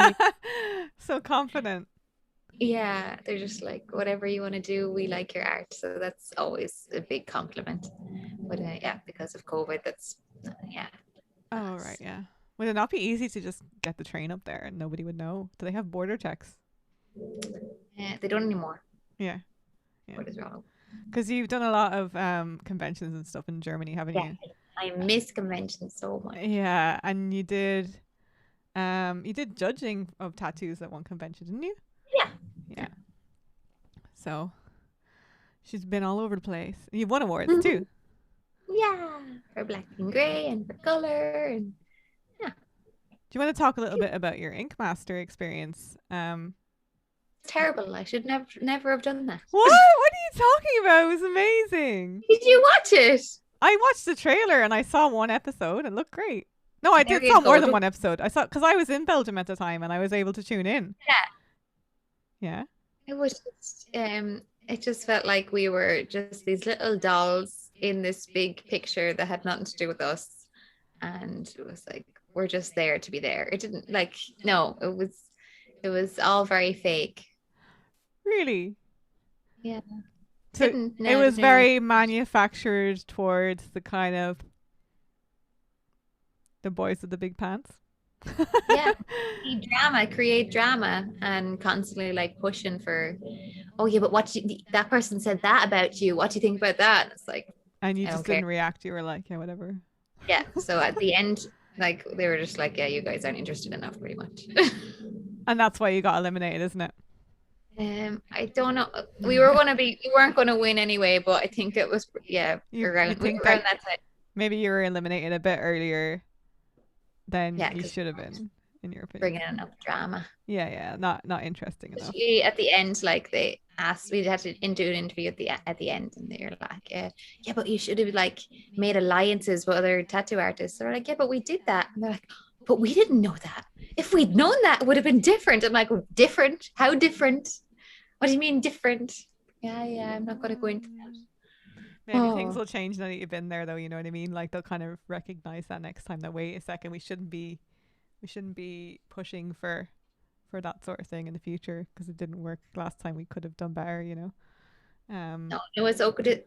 Like my customers and people thought that my price was going to go up and I was going to be thinking I was all that. And I lost a lot of customers actually after Ink Master. So I shouldn't have done it. Just because they thought your price would go up because you're on Ink Master. Yeah, yeah. And the show promised a lot of things too. They promised that they would come to the shop because it was shop wars. So we thought, yeah, this is really good for our shop. We just expanded and redecorated. We're like, this will be awesome. They're going to come here and film here and they're going to show our work and show our space. And they never did that. And yeah, just it wasn't worth it. It was 3 weeks of unpaid working hard, working our asses off. Yeah. Yeah. I see. But you still had the footage. Some of the footage, I thought some of the footage was good. But we can't get the footage. What? So the footage is on what's it on? Like Videoland or something like that now. Mhm. And when it's gone, it's gone. We like the other seasons have been put onto YouTube. So we asked, hey, can you put that onto YouTube so we can show our kids ever in the future? And they're like, no, we've sold it. Once it's off that. Is it still on Videoland? Yeah. And then they're like, well, it's gone, it's gone. Yeah, but can you record it off Videoland? I guess you could. I don't know how that works. I'll do that. You get me in there and I'll do it. Okay. Yeah, I translated the trailer for her as well. It was cool. Okay, so what was I going to say about that? What else was I going to say about that? I had more questions on the tip of my tongue and now I can't think of what it was. But I'll check the chat. Alice says it's the same for Ink Master America. Very annoying. So yeah, trying to make drama and make it look all cool. And yeah, Saf says the American ones look so much like that. So there you go. It's not just in the Netherlands. Maybe you need to make your own TV show. That would be better. I'm just saying. It's not that hard. So we're still looking at her tattoos though. And you did another thing. I don't know if this is from that. You did the human rights tattoo thing. Do you want to talk about that? Yeah. That was awesome. That's wonderful. So we're tattooing the Declaration of Human Rights letter by letter. And I was part of the first time we did it at Festival Mundial in Tilburg, a really cool festival. And yeah, we've tattooed thousands of letters so far. I've taken part about 5 times, I think 5 or 6 times. But they travel all over the world, India, Africa, wherever there's a place that will have them. And then tattoo artists working in that area come and take part. And we just meet incredible people, like people who've never got a tattoo but want their first tattoo to be a human rights tattoo. I want to be part of this project, part of something bigger. And it's just fantastic. Yeah. Yeah. So get a human rights tattoo. Hey, thanks for the follow. So tell me about how that works then if I want to go and get a letter done, because I would. So at this stage you have to so they put up where they're going to be next, and then you have to send in the reason why you want to get a letter, and hundreds are sent in, and then he tries to pick out like the best ones he can find, but it's difficult. Like some people have been waiting years before they're finally picked. What? Wait a second. How many letters are there again? Oh goodness, what? We'll have to Google this. 3,000 something. Only 3,000. Yeah, but that's a lot of tattoos. Yeah, but how many years have they been doing this for? Since 2013, I think. Alice said that Australia tried to make a knockoff version of Ink Master in a different way, and I hated their version of it. Okay, fair enough. Nobody's got it right yet. Challenge accepted. Yeah, so we're talking about the Declaration of Human Rights. They're tattooing it letter by letter on a bunch of people. There's 3,500 letters. Oh, not Ink Master. Oh, okay. Oh no, wait, no, sorry, 6,773 letters. Oh, okay, so you've been doing it since 2013. You've done it a few times, and how many people have been tattooed so far? I'm gonna check that now. Because honestly, I feel like this should be done. It should be done by now. Yeah, but also yay though, because I actually have a chance maybe to do it. Yay! I really wanted to get a tattoo, more tattoos, even last year, but I was still breastfeeding up until April last year, and then COVID. So I need to get mine touched up by you. I'm gonna go for a touch up to Cliona and get a letter tattooed as well. We need to find a U. I find it now. How many have been tattooed? There's another Sass says there's another show called Best Ink. I wonder if that would have been better. I don't know. I don't think I've seen that. I haven't seen that either. There was some show that I seen Kat Von D on Ink Master. Wasn't she on Ink Master? She's good. No, she has her own show. Well, that's a good show because I think I've seen clips from that. Although I heard she's anti-vax now, which is disappointing. Really? Yeah, I heard she wasn't getting her kid. Well, she said that when the kid was born, but I don't know if it's changed. This is pre-COVID, so be interesting to know. She's going to get her COVID vax. All right, no worries. Alice, see you in a bit. Best Ink tried to copy the Ink Master formula. Okay. I have to look up some clips of that. So, how many people have been tattooed, did we say? I can't find it, but it's 2012. I feel like I'm doing them wrong now. I should know this number. How many have been done already? Yeah, you need to look it up. Almost 3,005 letters have already been tattooed. So halfway. Almost there, yeah. That's slow. How many tattoo artists are working on this, and how often are they doing a session? Do you have to get it tattooed at a particular event? Do you? Yeah, because it's like a Guinness World Record or something, is it? And we do like 80 a day. Oh, okay. So that's slow. That would be slow going. Yeah. But if you had more artists doing it and some more, exactly. Yeah, okay. So you do that for free then? Yeah. That's amazing. Definitely. And you don't get to choose your letter, do you? It's just the next letter. What's the next letter? Yeah, you get the next letter, and then you get to choose the style of the letter, though, right? Yeah, you do. Okay. Yeah. And the color, or is it always black? You can also choose the color, but usually it's black. Yeah. Okay. All right, that's cool. I'll definitely. HumanRightsTattoo.org. That's what's the website? Human Rights Tattoo. Okay, check it out. Put that in the chat. Too. There you go. HumanRightsTattoo.org. Yeah. Cool. So yeah, if you want to get that done, I don't know, find out where the next one is near you. Has it happened in Ireland yet? I don't think so. No. Well, that'll be up to us to organise, so maybe. I mean, can anyone organise that, or do you need?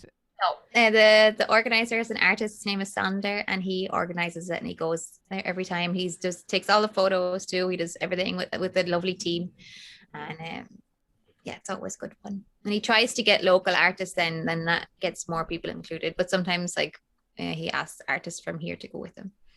So, is it a Guinness World Record kind of a thing, or no? Not really. It's really just to spread the awareness of the human rights. Yeah. And make sure that people know what their rights are. Yeah, and so certain people don't need to be present for someone to organize an event. Then probably just contact the main organizer if you want to do it. Yeah. Okay, cool. That's good for anyone who's watching it later who might be interested in doing it. This is an actual painting by Cliona, like on canvas.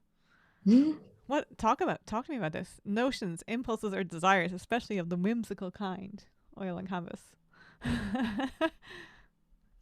So, I know what one you're talking about.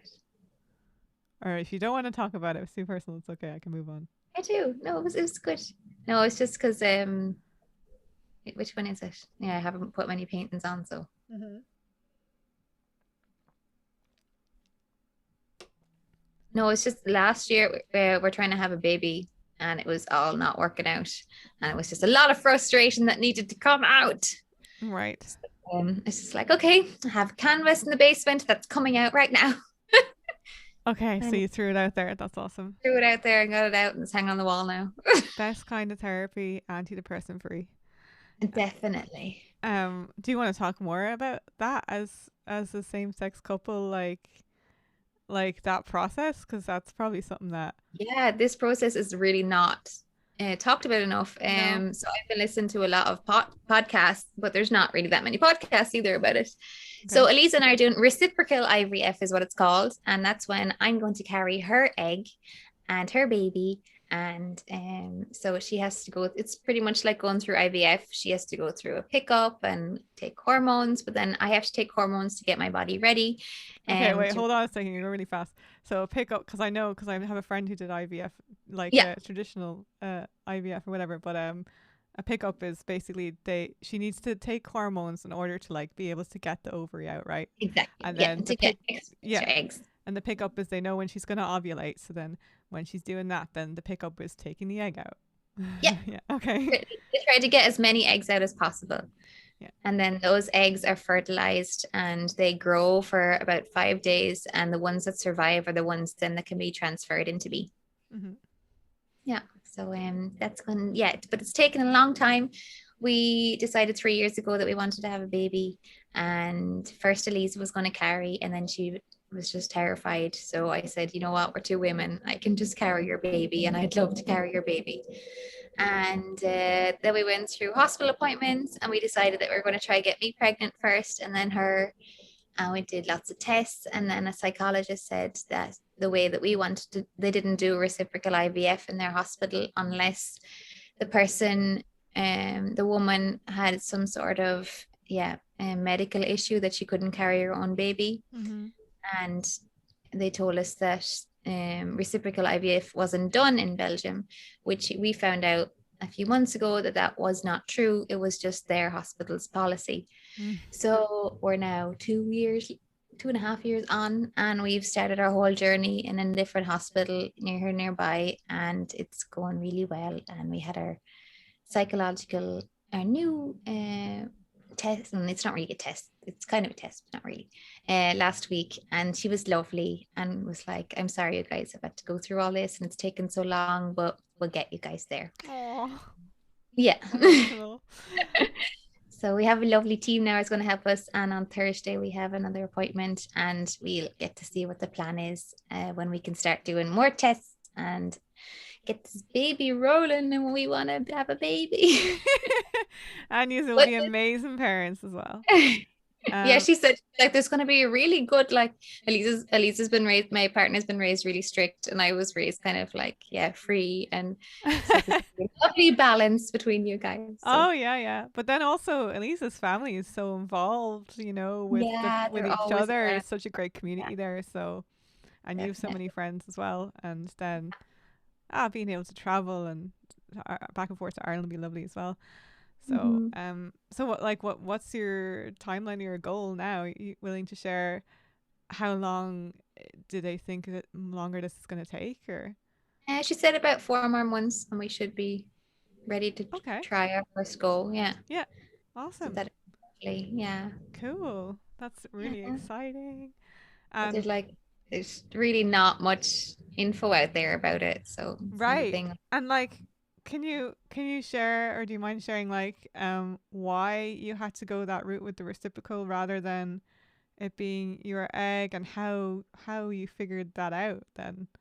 Yeah, so I have PCOS, so my cycle is really super irregular, and we've been trying with hormones to get my cycle regular, but it just wasn't working out. Mm-hmm.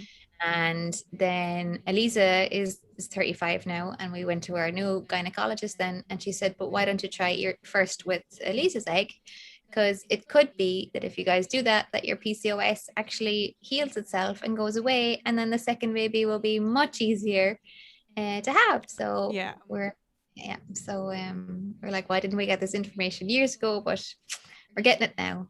Yeah, because a friend of mine did IVF the first time around.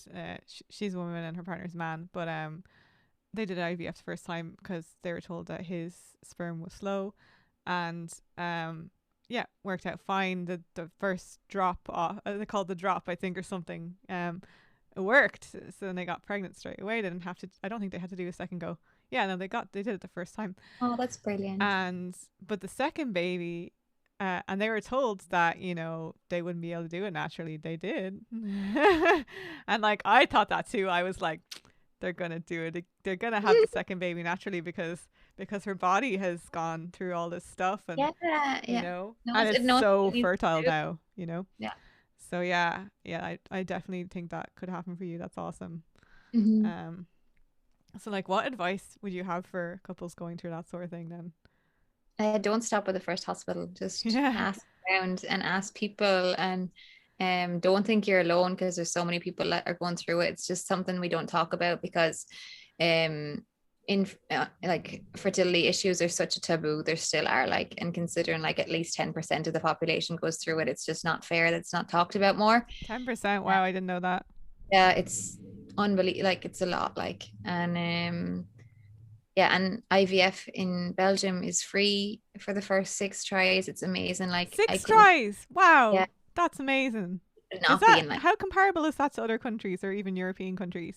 So in the UK, it costs about 5,000 around. After all the costs, in America, it's 15 to $20,000. You don't even But get our one go in America or in That's the UK one for free. go. Not You even one literally go. see people in all these groups are like, yeah, we only have money for one go. Help, like, how are we going to do this? Yeah. So we're super, super lucky here. And we're totally recognized as a lesbian couple going through this as well, which is absolutely wonderful. Like, That's amazing. Yeah. I mean, I've read that Belgium has the most generous healthcare system in Europe. So, um, yeah, it definitely was true from my experience. And like, I didn't have to pay anything for oh, my baby and all the support afterwards and everything, even though medicalized birth sucks, but but that sucks everywhere. So, so that's really cool. It's good that you're in the right place to do it anyway. yeah. Um, yeah, I thought I had a follow up question, but now my mind is blank again. Mm. Any more questions from the chat? Chat has gone dead. We're Chat was talking active for about a bit. babies. What? Maybe because we're talking about babies. I Because we're don't talking know. about babies. Yeah. So, Talking about- that's really cool. Anyway, I'm really glad that you shared that. Thank you. Oh, you built a little that's a little home for your crystals. And this is a little collage of tattoos. I love the bunny Thank you. and the phoenix. So that's more of a traditional one that somebody wanted. That's very typical Cliona tattoo. Are we eventually going to get back to mine? I don't know how many. We'd have to go back years to get to my one. I want to see. I mean, I want to see a picture of your one, actually, your tattoos. But I'm probably going to have to go really far back to find that, aren't I? Look The at this ones on my sleeve. Holy moly, you did that whole sleeve. How many hours did that take? Which one? What sleeve is that? Can't see it yet. It's there's a wolf and then a woman with like a masquerade type mask and then roses and a little heart gem. How long did that take? Also about 12 hours, I think. Yeah. 3 sittings or I think it was a bit more. yeah. Yeah, no, 3 sitting sounds about right. And then back again for just touch-ups. Yeah. There's puppy. My dad had a puppy like that. I'm still here just listening. No worries. Alice is gone when she said she might be back later. She wanted to talk about horses. She's in the Netherlands as well and she loves horses. Oh, So I don't know when she's coming back, but I also don't know how much time you have. How much time do you have? sure. I need to do one more drawn for the end of the week. Oh, okay. So maybe we'll wrap this up in the next 10 minutes then, or? Yeah. Okay, cool. This is a marionette. That's very unusual. This one is. I love doing that. She's such a lovely woman. Did she actually come to you asking for a marionette? Yeah, she's like, I need this. This is like an end of, this is my freedom. Yeah. Oh, because she had been through some kind of trauma or Yeah. issue, and okay, that's really nice. Mm. Saf says he loves your style. Thank you. Lockdown update. No, it's a sad post. Belgium is in lockdown. That means all tattoo shops are closed till 13th of December. Mm. What did you do in the time? Let's talk about that. What did you do in the time of lockdown? Like when you. Well, I train horses in my free time, so Mhm. I had lots of time to train my horses. And like financially, how did that like all work out? Because you're technically Belgium was self-employed, amazing. Like, right? But within they had a good support system Yeah. for that.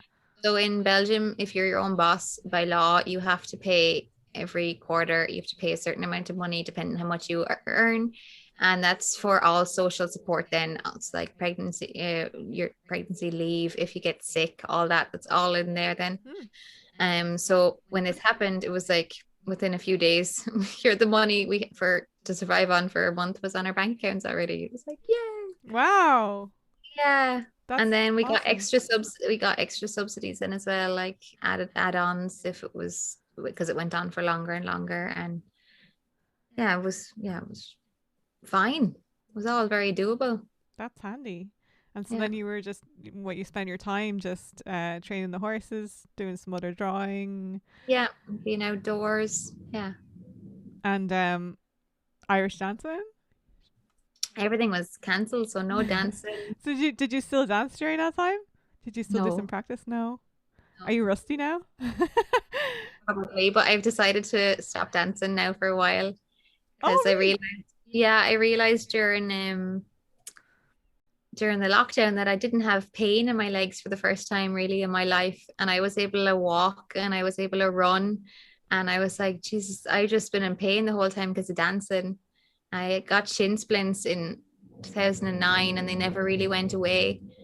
And so, Wow. yeah, it was just like, okay, I'm loving having no pain. So what did you think the pain was? Like how long? Your I whole knew it life? was from dancing, but I didn't realize it would go away completely when I stopped. Like, Yeah. All right. um, So are you ever gonna go back to it on occasion or anything like that?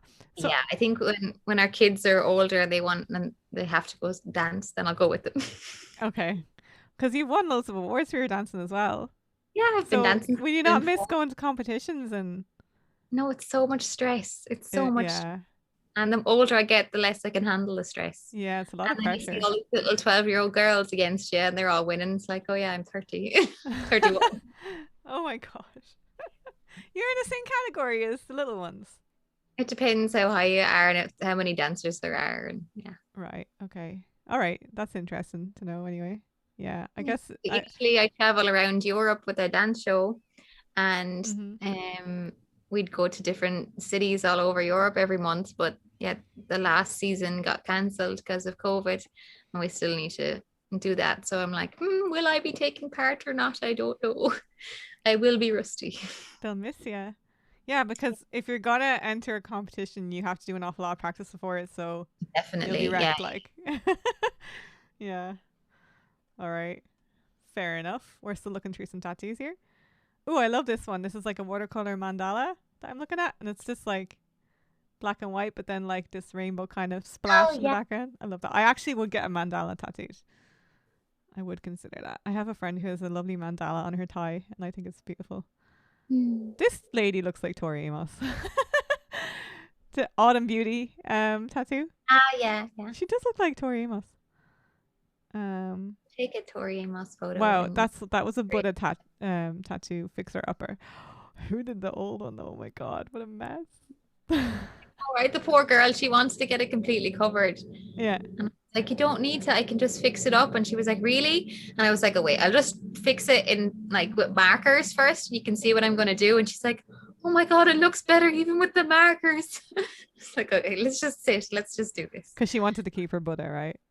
No, she was like, if I need to get rid of it, it's fine. Like, I just want it nice. And I was like, we'll just fix it. It'll be fine. Yeah, because it would be harder to cover it up than to just Yeah, definitely. fix it up. Pretty kitty. A witch drawing. I love that one actually. Mhm. Another horsey. Pony. A stylized portrait. That's kind of interesting. I haven't seen many like that. You do a lot of horses, Clean. I didn't realize how many horses you do. Do people just see horses that you've done and they're like, I want one? Yeah, they're like, I saw these drawings and I want one. Fixer upper. That's interesting. A little bird. Oh, that's beautiful. A little hummingbird. I love that. Mm. You do a lot of animals. I do. I'm really just inspired by nature, really. Yeah. So, like, give me like your top three. Look at this leg. Look at this. This is awesome. I remember this leg. I remember seeing this when it was done and being like, this is epic. I would get something like this done. The one with the rose at the top and the mandalas and all that kind of stuff goes all the way down her leg. Mm-hmm. So Yeah, tell me, I love kelpies. What's kelpies? I love the diagram style. Yeah. 3D flowers look amazing. How you make the colors pop out. Staff says. Tell me your top 3 tattoos that you want to tattoo that you haven't got to tattoo yet. I just love to do a giant realistic horse portrait. One big giant. Where would you put it? On a thigh? Yeah, probably a thigh. Yeah, Stamp that thigh. Yeah, or just give me your whole leg and let me go wild. What would you do on a whole leg? Just a whole horse, like. Let me just do it, and I'll put wings then up the side of your body. No, I don't know what kelpies are, Alice. Is that the only thing you want to do? I'd love to do loads of things. Go on. What else?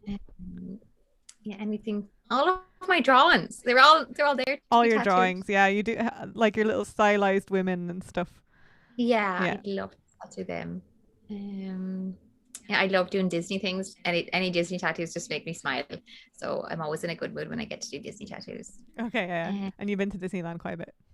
Yeah. Yeah, so Alice is back. Do you want to talk about your horses before we go? We might wrap up with the horses and leave the leg on screen because the leg is awesome. The weirdest tattoo someone ever asked for. A guy wanted like a rabbit on his penis. What? Yeah, like a little rabbit. You sound so chilled out. Like, yeah, like. And I really thought about it. I was like, am I going to do this? And there, like, everyone in the shop was like, you can ask as much money as you want because no one's going to do it. So I was like, okay, tell him 250. It's like 10 minutes work. And wait, what was it, like a Playboy rabbit outline or some shit? Not like a real little bunny rabbit, but then just the lines of a bunny rabbit. So it was a cartoony bunny rabbit? Yeah, with like a fluffy tail. Yeah. But he never turned up, so yeah. So you didn't get to tattoo it? Didn't get to tattoo it. Why did he want it? We don't know. Do we know why he wanted the rabbit on his penis? No, he didn't say. Oh, goodness. Would have been easy money.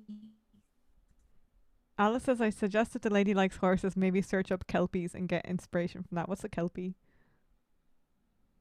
And they underwater animals? Is that what it is? I don't know. Any other weird tattoos? Any other weird tattoo stories? I'm going to ask you that, and then we're going to talk about the horses, and then we're going to wrap up. Any more weird tattoos? You just said not what? really. I have lots of lovely customers who don't ask me silly things. Oh, okay. Very lucky.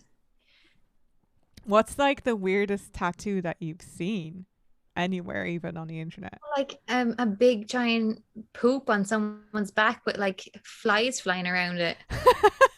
Like at the bottom of their back or in the middle of their back or what? Like at the middle of their back. Like they're seemingly they got a back piece and they asked for something else, and then that's what they got. That's terrible. Oh, yeah. Sorry. Alice said, I just explained it is a water horse from Scottish folklore that drowns people. Yes. Ah, okay. Have you ever painted a water horse? No, just do that. I have one on my leg though, and a quipus. Oh, you have one? You have a water horse on your leg? This the whole side of my leg is one. Ah, there you go. We'll have to show picture. I'll have to send you a picture of that later if I can get you one else. Yeah.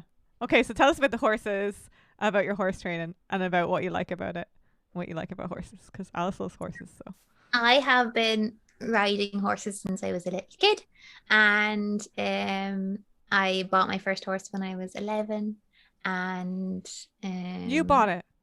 Yeah, I had like 500 pounds of communion money. Well, Dad says I bought it. I thought I bought it, but seemingly Dad paid for it.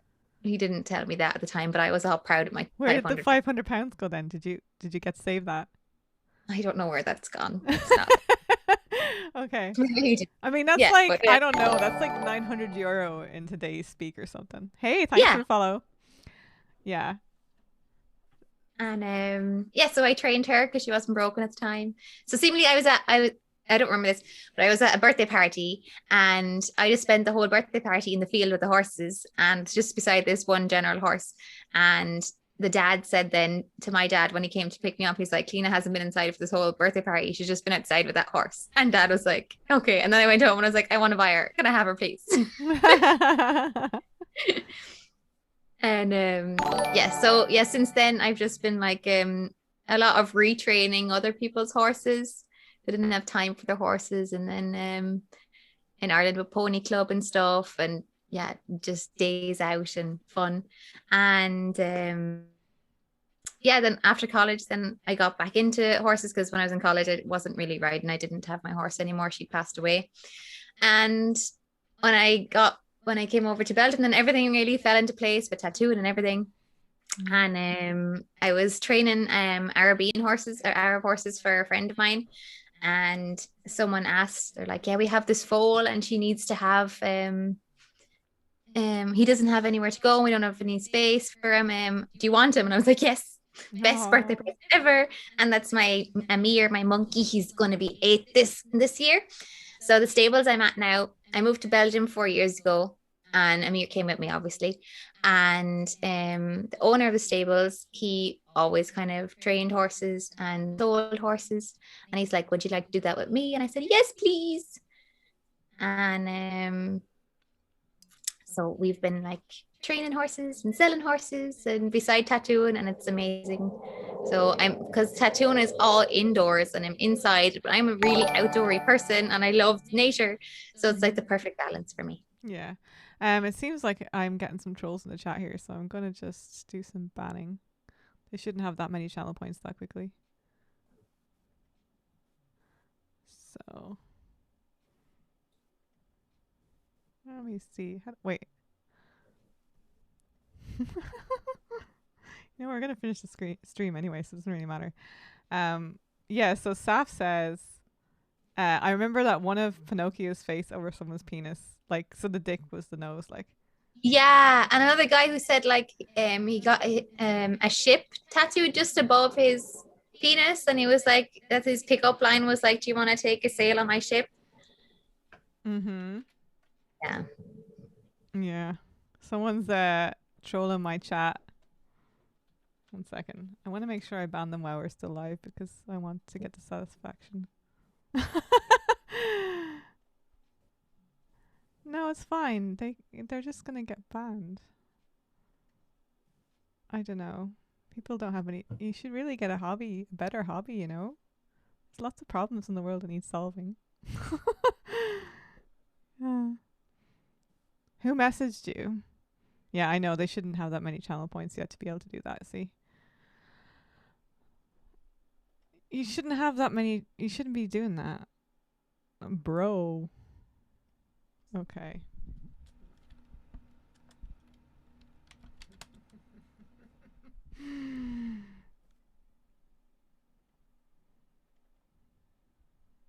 I'm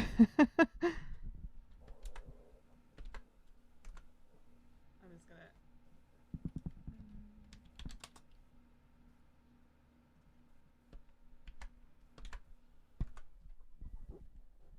Now, the rest of you want to be banned?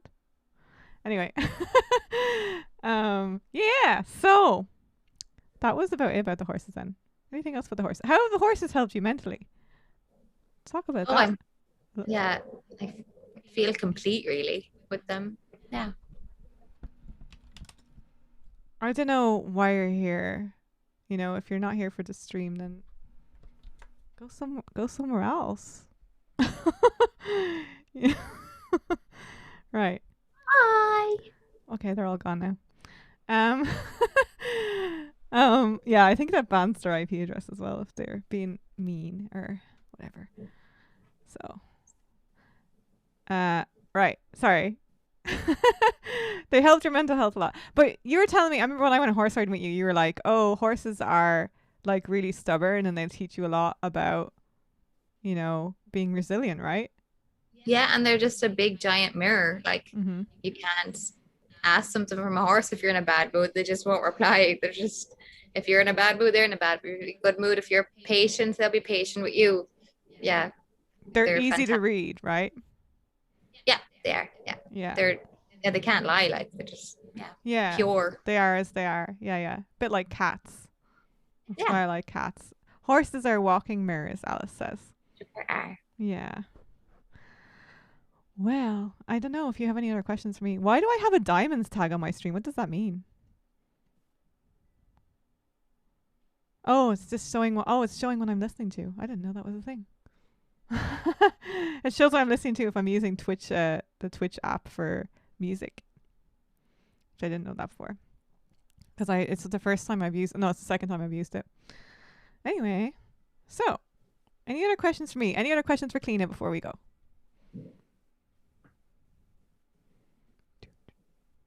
Silence. Cliona, thanks so much for this. It's been awesome chatting to you, and we hadn't even chatted. Like, well, we texted a bit, but we hadn't really chatted. I know. Like this, like for quite a while. So can't wait to visit you again. I'm hoping that's going to happen this year for sure. Yeah. So it's looking like I'll have a vaccination appointment by the end of next month. Apparently, everyone in Ireland should do. So you have been vaccinated yet? Have you? We're like on 15% or something ridiculous. Oh yeah, I think it's slower in Belgium than here. Cause yeah, I've heard of people getting vaccinated after people here already had been.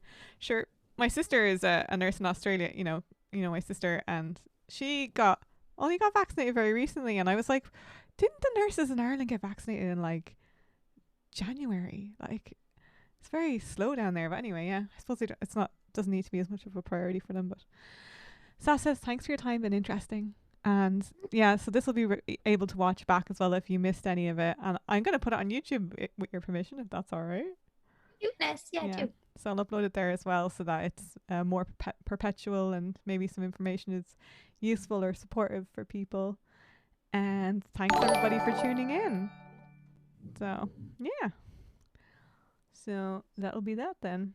And other than that, just about my own stream then, yeah, like it's a variety stream. Today I was doing a little interview as a celebration for International Day Against Homophobia, Transphobia, Biphobia, and Intersex. So this guy is back again. Look at. How is that even? I'm gonna have to report him as well.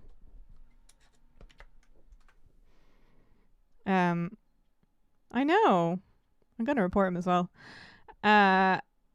No, they somehow come in here and they have channel points already and they just start redeeming them or something. But you know what they do? They troll the LGBTQIA plus tag that I have on the stream. They've actually done that to me before.